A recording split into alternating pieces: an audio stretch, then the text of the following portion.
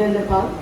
तपाईँहरूको एकदमै सुन्दर पोखरा सहरमा आउनु पाउँदा म एकदमै हर्षित छु र आज यस कार्यक्रम अर्गनाइज गर्नुहुने साथीहरू, तरुण दलका साथीहरूलाई म विशेष धन्यवाद दिन चाहन्छु र म आफूलाई धेरै नै सम्मानित र गौरवान्वित ठानेको छु कि तरुण दल जस्तो हाम्रो पार्टीको एउटा एकदमै फाउन्डेसन संस्थाले मलाई आज यस कार्यक्रममा निम्ताएर प्रमुख अतिथिको रूपमा मलाई सम्मान गरेको छ। मुरी धन्यवाद। र आजको कार्यक्रमका साथ गर्नुभएका कास्की जिल्लाका तरुण दल अध्यक्षज्यू, यो राज आसिम नेपाली कङ्ग्रेसका मभन्दा धेरै सिनियर नेताजीहरू र अहिले जनप्रतिनिधि भएर जितेर आउनुभएका साथीहरू र आजको विषय 2-3टा विषय एकै ठाउँमा छ र कुन चाहिँ विषयलाई एम्फसाइज गरेर बोल्ने भन्ने चाहिँ मलाई अलिकति खुलबुली पनि छ। तर सर्वप्रथम चाहिँ म बधाई नै दिन चाहन्छु जो साथीहरू जितेर आउनुभयो, एकदमै गाह्रो कसरतका साथ आउनुभएको छ र मलाई चाहिँ उहाँहरूलाई शुभकामनाका साथ के पनि भन्न चाहन्छु भने अघि पूर्वका साथीहरू पनि भन्नुभयो, तपाईँको यो इनिसियल कार्यकाल 5-6 महिनाले अब आउने इलेक्सन, नेसनल र प्रदेशको इलेक्सनमा पनि असर पार्छ। त्यस हुनाले तपाईँले सकेसम्म चाँडै कसरी काम गर्ने, कसरी राम्रोसँग आफ्नो कार्य व्यवस्थापन गर्ने भन्ने काममा चाहिँ लाग्नु हुन म अनुरोध गर्न चाहन्छु। र यसमा यो सँगै चाहिँ म पार्टीको भूमिका र तरुण दल खासको भूमिका, उहाँहरूलाई सहयोग गर्ने पनि केही सजेसन गर्न चाहन्छु। किन मेरो अघि एकेजीले भन्नुभयो, दाइ कति लामो इतिहास बोकेर पार्टीमा सभापति विभिन्न पदमा मात्रै रहेर काम गर्नुभएको होइन, यो देशको प्रधानमन्त्री पनि भएर 5 कोटी सत्ता सम्हालिसक्नु भएको छ। र सत्ताको कुरा के हो भने सम्हाल्न राम्रो सजिलो छ, पद पाउन राम्रो छ, त्यहाँ बसेर गाह्रो काम गर्न र हामीले जनतालाई भनेको कुराहरूलाई परिपूर्ण गर्न चाहिँ धेरै अप्ठ्यारो छ। किन त्यहाँ एउटा अर्को संयन्त्र हुन्छ जसलाई चाहिँ हामी पर्मानेन्ट गभर्निङ भन्छौँ, सरकारी संयन्त्र, जो चाहिँ हाम्रो यो एउटा ब्युरोक्रेसी छ, त्यसलाई कसरी सञ्चालन गर्ने, त्यसमा अर्को आफ्नै एउटा युनिभर्स हुँदो रहेछ। हामी पोलिटिक्स गर्ने मान्छेको एउटा दुनियाँ छ, कर्मचारी तन्त्रको अर्कै दुनियाँ छ र हाम्रो दुनियाँ र कर्मचारी तन्त्रको दुनियाँलाई मिलाउनमा एकदमै अप्ठ्यारो छ। म चाहिँ पहिला यो कर्मचारीहरूलाई तालिम पनि गर्न जान्थेँ स्टाफ कलेजमा, उहाँहरू धेरै दिग्गज हुनुहुन्छ। हामी सामान्य हामीले जनताबाट आएर जनताको प्रतिनिधि गर्ने, जनताको इच्छा पुरा गर्ने भनेर हामी एक किसिमले जान्छौँ भने उहाँहरूले चाहिँ कर्मचारी तन्त्र प्लस हाम्रो देशको कानुन नियम जुन चाहिँ यो जायज पनि हो, चाहिन्छ पनि, त्यो सबैलाई समेटेर हामीले पुरा गर्छु भन्ने कुरा गराउनलाई चाहिँ धेरै हामीले चाहिँ 100को स्पिडमा सोच्छौँ, आजको भोलि नै यो गरिहालौँ भनेर, तर काम हुन्छ 10को स्पिडमा। यो ठुलो एउटा चुनौती हाम्रो अगाडि छ र यो चुनौतीलाई हामीले फटको मार्न सकेनौँ भने स्थानीय सरकार कसरी चलिरहेको छ भन्ने कुरालाई चाहिँ हामीले 6 महिनामा देखाउन सक्दैनौँ। त्यस हुनाले मलाई चाहिँ के भन्नु मन लाग्यो भने आफ्नै पनि एक्सपिरियन्स हेर्दाखेरि पार्टीका साथीहरूले पनि र जो जितेर आउनु भएको जनप्रतिनिधिज्यूहरूले पनि एउटा सम्मिलित बेला बैठक गरौँ। हामी एउटै पार्टी, एउटै विचार, एउटै जनतालाई सेवा गर्ने भन्ने भावनाले आएका मान्छेहरू हौँ। हामी सबैको लक्ष्य एउटै छ। भोलि पार्टीको टिकट कसले पाउँछ भन्ने कम्पिटिसन अर्कै ठाउँमा हो, तर अहिले एकजनाले पायो, जितिसक्यो, पदमा छ, उहाँहरूलाई हामीले सहयोग गरौँ र उहाँहरूले पनि रिच आउट गरौँ। किन पदमा बस्दा कस्तो हुन्छ भने म आफै पनि कुनै पदमा त बसेको छैन, तर मैले देख्छु कि प्रधानमन्त्रीजी हुनलाई कति गाह्रो छ। उठेदेखि सुतेसम्म त्यो घोडालाई दौडा जतिको दौडा छ। मिटिङ, सेमिनार, कन्फरेन्स, कुनै के राजदूत, मन्त्री को हो, पार्टीको साथीहरूसँग अनि कसरी हामी एउटा सिस्टमबाट जाने त, यो चाहिँ एकदमै ठुलो प्रश्न चिन्ह। र अहिले यो लोकल गभर्मेन्ट जुन स्थानीय सरकारमा भएका साथीहरूलाई त झनै ठुलो च्यालेन्ज छ। किन उहाँको त जनता पनि ढोकै बाहिर, साथीहरू पनि ढोकै बाहिर सबैजना ती नै छन्।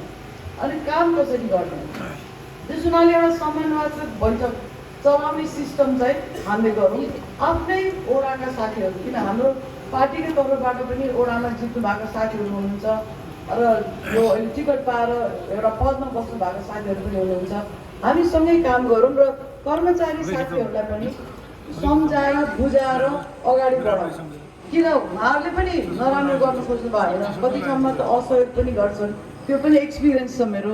तर सहयोग गर्दा गर्दै पनि कतिवटा कुराहरू हामीले बुझ्न नसक्ने हुन्छ। त्यसलाई चिरफार गर्न र फलोअप गर्ने एउटा एकजना अध्यक्ष जित्या हुन्छ ओडामा, काम 1000जनाको हुन्छ, एकजना अध्यक्षको एउटा पिए होला, के मात्रै हेर्ने उनले। बरु हाम्रो पार्टीको तरुणकै सदस्यहरूलाई, महिला सङ्घको सदस्य होला, नेवी सङ्घका भाइहरू होलान्, उहाँहरूलाई भातृ सङ्गठनका होलान्, त्यही अनुसार चाहिँ ल यो कामलाई अगाडि बढ्न तिमीहरूले फलोअप गर है भनेर हामीले दिन सक्यौँ भने मलाई लाग्छ हाम्रो काम गर्ने तरिका अलिकति चाँडै हुन्छ होला। किन मलाई चाहिँ एउटा सुशासन सम्बन्धी चाहिँ एकदमै धेरै चिन्ता छ। किन हाम्रो देशमा हामी गरिब देश त हुँदै होइन, धेरै धनी देश हो। पैसा त यति धेरै छ, कतिवटा जिल्लामा 50% पैसा त फर्केर जान्छ। हामी कामै गर्न सक्दैनौँ, ढिला सुस्ती हुन्छ, फलोअप हुँदैन। काम गर्नलाई एउटा थालिन्छ, सानो एउटा केले बाधा हुन्छ, त्यो अड्किन्छ। सो फलोअप गर्ने चिज, किन अघि भन्नुभयो फेरि रिपिट गरेको साथीहरूले हारे, पार्टीसँग समन्वय गरेन हो, मैले पनि त्यो धेरै ठाउँमा देखेँ। उत्कृष्ट भएको मेयरहरू त सबै हारे, एकजनाले जित्नु भएर उहाँ चाहिँ एकदमै काम गर्न जान्ने, एनजिओमा धेरै चलाउनु भएको र उहाँलाई चाहिँ थाहा थियो कसरी प्रशासनलाई चलाउने, कसरी चाहिँ व्यवस्थापन गर्ने भनेर। सो यो एउटा चाहिँ हामीले तरुणसँग मिलेर, किन उहाँहरूसँग मान्छे पनि छ, जोस जागर छ, यहाँ कृषकको खेत त खनिदिन्छु भन्नुभइसक्यो हाम्रो विधायकजीले। यस्तो राम्रो रूपलाई हामीले परिचालन किन नगर्छौँ? किन जनताको सेवा हामीले आफ्नो रूपबाट गर्छौँ। र साँच्चीकै भन्नुभयो भने कोभिडको समयमा त्यो बेलाको ओली सरकारले सिक्का भाँचेन जति काम नेपाली कङ्ग्रेसले गर्यो। म धेरै गर्व गर्छु कि त्यो बेलामा नेपाली कङ्ग्रेसले यति मान्छेको ज्यान बचायो, यतिजनालाई घरमा खाना पुर्यायो, अनाजको डिस्ट्रिब्युसन गर्यो र लास जलाउने सुध पनि काम गर्यो। धेरै हामी गर्वान्वित छौँ कि हाम्रो पार्टीका साथीहरू यति धेरै जुझारु हुनुहुन्छ। र यही समय यही यो जनताको सेवा भन्दाखेरि यसलाई पनि हामीले हेर्नु पर्यो। गभर्मेन्टमा आएको जुन राशिहरू अहिले नेपाल सरकारले हाम्रै गभर्मेन्ट आएपछि गठबन्धन सरकारको बेलामा 5-5 हजार यो 4-5 गरीको दीर्घ रोगीहरूलाई दिने व्यवस्था छ। हाम्रो वडामा भएको चाहिँ दीर्घ रोगीहरूले पाएन। क्यान्सरको लागि होइन, किडनी फेलियरको लागि र यो स्पाइनल इन्जुरीहरूको लागि भत्ता आएको छ र वृद्ध भत्ता साँच्चैको पाएको छैन। किन कोभिडको टाइममा धेरै गहिरो भित्रभित्र कैलालीको क्षेत्रमा छिर्दाखेरि कस्तो पनि भेट्यो भने कोही मान्छे त एक्लै बस्दा रहेछन्। अहिले पनि हाम्रो गाउँठाउँमा कोही छैन, वृद्ध हुनुहुन्छ, बुढी हुनुहुन्छ, आँखा पनि देख्नुहुन्न, खाना पनि पकाउन सक्नुहुन्न। कसले तपाईँलाई गर्छ भन्दा छिमेकीले ल्याएर दियो भने खान्छु, न त म त खानै पाउँदैन भन्नुहुन्छ। हाम्रो ओडाहरूमा को छन् त त्यसको मान्छेहरू? हामी उनीहरूको पहिचान गरौँ न। साँच्चीकै मसिनो रूपले काम गऱ्यौँ भने हामीले सेवा पनि साँच्चीकै दिन सक्छौँ र जनताको मन पनि जित्न सक्छौँ। र जुन कुरा बिपी कोइरालाले भन्नुभएको कि मेरो दण्ड भएर युवा हिँड्न तरुण, यो कुरालाई चाहिँ हामीले साँच्चीकै साकार पार्न सक्छौँ। किन उहाँले नेपाली समाजको जुन चाहिँ एनालिसिस आजभन्दा कति 50-60 वर्ष अगाडि गर्नुभएको त्यो अहिले पनि लागु हुन्छ। उहाँ अत्यन्तै इन्टेलिजेन्ट मान्छे हुनुहुन्थ्यो र उहाँले यो बुझ्नु भएको रहेछ कि खालि सरकारमा बसेर मात्रै जनतालाई जे दिन सक्थे, जे दिन चाहन्छु त्यो दिन सक्दिनँ। तर पार्टीको पनि सङ्गठनहरू, भातृ संस्थाहरू बनाउन जरुरी छ भनेर। सो यो काममा चाहिँ म यहाँहरूलाई एकदम दत्तचित भएर लागिदिनु हुन चाहिँ म अनुरोध गर्न चाहन्छु। र आखिरमा हामीले राजनीति पनि गरेको केलाई हो? पदमा मात्रै आउनु त अवश्य होइन होला। अघिमा एक दिदीले भनिसक्यो मैले पाउने टिकटै हो, जितेपछि मन्त्री नै हो, म भइसकेँ, अब म के गरौँ भनेर। हामी त्यतिको लागि मात्रै राजनीति गरेको होइन, अहिले पनि त्यही जागर जोसका साथमा आउनुभएको छ। किन हामीले के सोचेका छौँ भने हामीले अब भगवान्ले अब जे हाम्रो कर्मले हामीलाई एउटा ठाउँमा राख्यो, जहाँ जुन ठाउँबाट चाहिँ हामीसँग एउटा नेतृत्व कला पनि छ, हामीसँग अवसर पनि छ। किन हामी त्यस्तो ठाउँमा जन्मायो हामी अवसर पनि पाउने छैन होला नेतृत्वमा जानलाई।